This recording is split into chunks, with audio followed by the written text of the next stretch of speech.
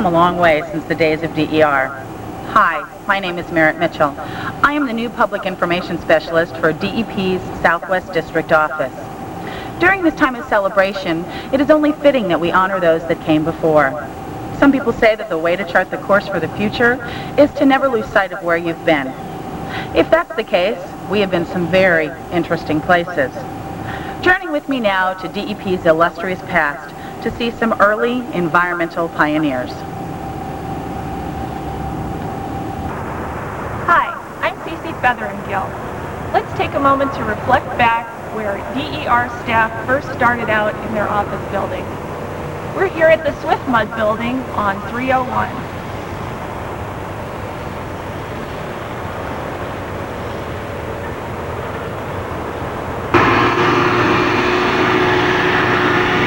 Then we made that great move to Laurel Fair Circle with lots of lawnmowers and lights going on in the background. Let's go look at our building.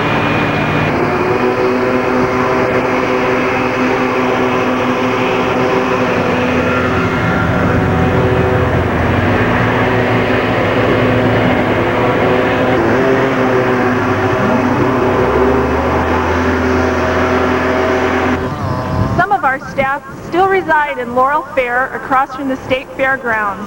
In this building, we have our air program, and phosphogypsum management and emergency response are located here at this facility.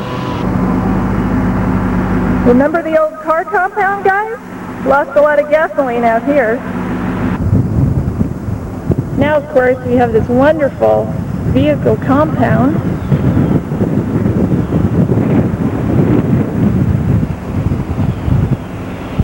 Along with the dreaded car passing in front of me and the dreaded yellow Cobra. Here we are now at our lovely Coconut Palm Drive building. Let's take a moment to look back at some of our staff at DEP.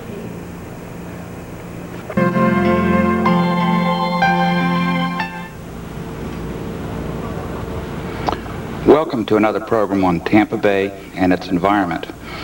This program is brought to you by the Department of Environmental Regulation in coordination with Jones Intercable. Tonight I have three guests from the Department of Natural Resources, and we're going to be discussing aquatic preserves and habitat restoration and enhancement. And we'll start the first half of tonight's program with Jane Urquhart Donnelly, who is the Terracea Aquatic Preserve Manager. And welcome to the show today. Thank you very much, Alan. I'm very glad to be here. I know we have quite a few slides to review today, and you know, we've become a chemical society. Since World War II, more and more of our lifestyles have kind of acquired a chemical dependency based on the amount of chemicals that are produced and used to create the consumer goods that we use every day. In fact, there's in excess of 70 on environmental issues in the Tampa Bay area and the role that the Department of Environmental Regulation and other environmental organizations play in regulating impacts. This show is brought to you by the Department of Environmental Regulation through the courtesy of Jones Intercable. I'm Nan Baggett, Environmental Supervisor for DER. I'm your host, and today we will be discussing the Surface Water Improvement Management Act, or SWIM. My guests this evening are Randy Armstrong, who is the Director for the Division of Water Management with DER, and Mike Perry, Director of the SWIM Department with the Southwest Florida Water Management and how it came into being. Randy, could you explain that to us? Series on the environment around Tampa Bay, presented by the Florida Department of Environmental Regulation in cooperation with Jones Intercable. Hi, I'm Rick Garrity, Deputy Assistant Secretary with DER, and with me here tonight we have Bob Stetler. Hi Bob, how you doing? Bob is Chief of the Wetlands Resource Section in our Tampa DER office, and tonight's program is going to be about wetlands. Wetlands, why are they important, and why should we protect them? So I think probably, Bob, the first question tonight should be, what is a wetland? Wetlands are those low areas of our topography, our landscape, that collect the rainfall that falls in the general region. Its environment, a series focusing on environmental issues around Tampa Bay, brought to you by the Florida Department of Environmental Regulation in cooperation with Jones Intercable. Hi, I'm Rick Garrity, Deputy Assistant Secretary with the Florida DER, located in the Tampa office. And with me tonight, our guest is Clabe Polk. Welcome to the show, Clabe. Thank you, Rick. It's nice to be here. Welcome to Tampa Bay and its environment. I'm Michael Hickey, your host for this evening, and tonight we have two guests. We have Mr. Ed Snipes, he's the manager of the Domestic Waste Program, and Mr. Sam Zamani, who's the manager of our Industrial Waste Program. First, I'll talk to Ed here. Ed, could you tell us a little bit about how you got into the domestic waste field? Yes, Mike. Pleasure to be here tonight. Following my graduation from college, I worked with the Louisiana State Board of Health for a couple of years, and from there I moved to Florida, and I've been working with the state agency, the Florida State Board of Health, and now DER since 1968. So you've been around the Tampa Bay area quite a while. I've been in this area about 13 years right now. Could you tell us what domestic waste is, what we're talking about? From the domestic waste program, we're generally talking about the waste that's generated in our neighborhoods, the schools, the shopping centers, the commercial areas. This is the waste that's collected underground through pipes and through pump stations and pumped to a treatment plant for treatment and ultimately to reuse. We're not talking about industrial facilities or facilities that treat hazardous waste. It's normally the domestic waste is generated in the households. I see. And Sam, could you tell us a little bit about how industrial waste differs from the domestic waste program? Basically, industrial waste are generated from the industrial facilities such as phosphate mining or phosphate chemical plants or power plants or fruit citrus processing plant, various type of smaller operations that they, as a result of their operation, they generate a waste that it needs to be treated and disposed of, and that's where the industrial waste program manages and administrates the permitting and compliance enforcement for the industrial waste program.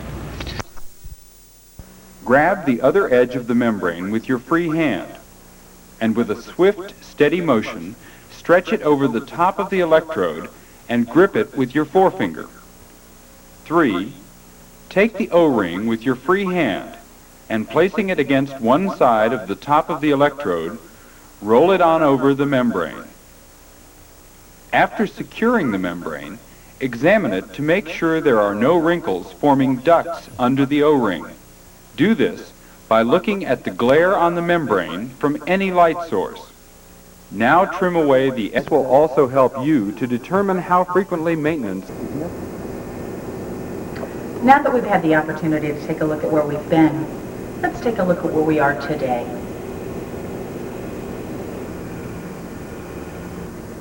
What is DEP to me? Dedicated, energetic people. No, I'm not going to say it. What is DEP to me? What? Super cool He's just said it. It's exactly what Matt said. That's right. Super cool people who are very dedicated to their work. Come on, get out of here. Are you going to ask? Nope, you can go ahead and say it whenever you're ready. Okay, DEP is here to save the world for the future. What is DEP to me? Matt, the mail boy? I'll tell you what DEP is to me. Dedicated, energetic professionals. People who put the environment before themselves. That's DEP to me. Where? Well, outside of protecting the environment, which we all hope we're doing, it means about 3,700 files that I keep entering and moving around. I love my files. That's basically the most thing that DEP means. Yeah. Guess who this is? This is Nan. Early days of field work. Some of us decide our career late in our career. Some of us were kind of born that way. So my only regret is that I'm not out in the water as much as I used to be.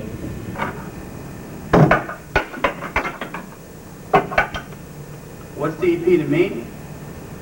I'll tell you what DEP is to me. Discreet, enigmatic personnel. That's DEP to me. Anyway. Hi, I'm Melanie Strauss, and I'm one of the slurp permitters in the wetlands section of the Department of Environmental Protection. What I like about DEP is our dedication to the environment and the wetlands. That's it. And I love the mailboy. To me means to me. What does DEP means to me? I guess I need help. What does DEP? What's DEP to me? 3 words. Deep, earthly, purple.